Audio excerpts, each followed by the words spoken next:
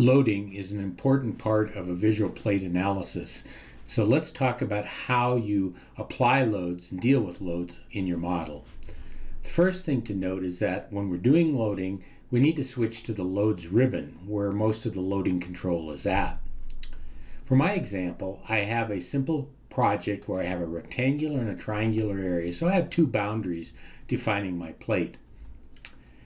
When we're in the loads ribbon, Model and Load View, we have a service case drop down here at the top that allows us to specify which particular source our loads are going to be applied to. Sources like dead load, live load, snow loads, and so on. So currently I have the load source set to dead, so any of the loads I create in this example will be applied to the load case. A very important control when dealing with loads is the load case manager. Let's take a look at that. The load case manager is going to show which service cases we have, and if we want to create a custom service case, we have that ability down here. In addition, we have the Load Combinations tab, which allows us to specify which building codes we want combinations for. Currently, I have ASCE 76 LRFD combinations, and because I have only dead loads defined at the moment, I'm only going to see combinations that are available with dead load in the combination. I have the ability to customize these building codes, which is described more in the documentation. I can create a factored combination if I'd like, where I can specify the load factors, and I can import specialized combinations from the clipboard. Again, this is discussed more in the help file. Okay, let's look at creating some loads. The first load I want to talk about is the multiple boundary load.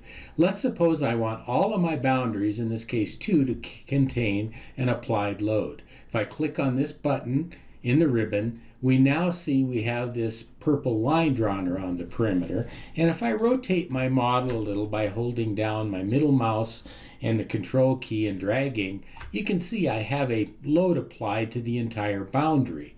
Selecting that load and looking in the inspector, we have the ability to apply both a uniform pressure, as we see here, or a linear varying load in the X and the Y direction. If I select one of those, I'm allowed to enter a starting pressure and an ending pressure, and the coordinates at which the starting and ending pressure are occurring, which are the actual ends of the pressure load. I've drawn this load from minus 30 inches to plus 30 inches in the X direction, so that's why these variables are what they are. Another way to get a varying pressure is to keep it set as uniform pressure and specify a moment that the resultant will create about the axis.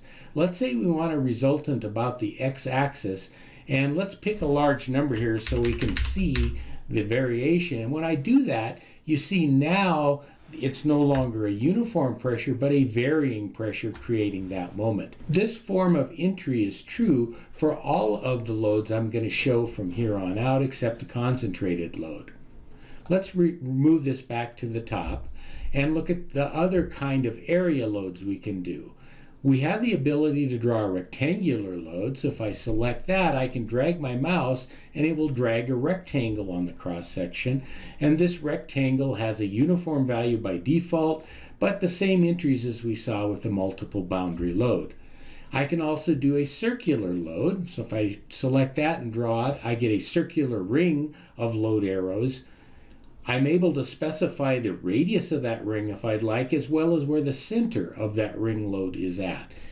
A comment to be made here is that these loads, the multiple boundary, the rectangular, and the ring loads, are all being applied at the same time, so they'll be accumulated in this model.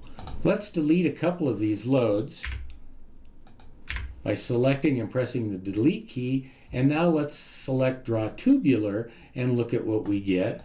When I do that, I basically am creating a tubular area with a hole in the middle that my load area is applied to.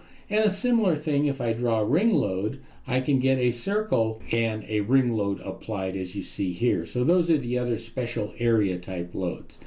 The last kind of load I'd like to talk about is the point load. To have point loads, we first need to place load points. Now when I place a load point by selecting this from the ribbon and clicking on a spot, you'll see a rectangle is drawn.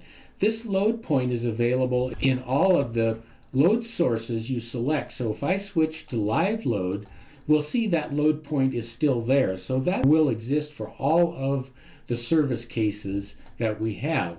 So to create a point load, I first place a load point. We can do another one here if we'd like. When I'm done with that, I can hit the escape key. And now to actually get the load created, I select the load point, and then from the ribbon I select apply load.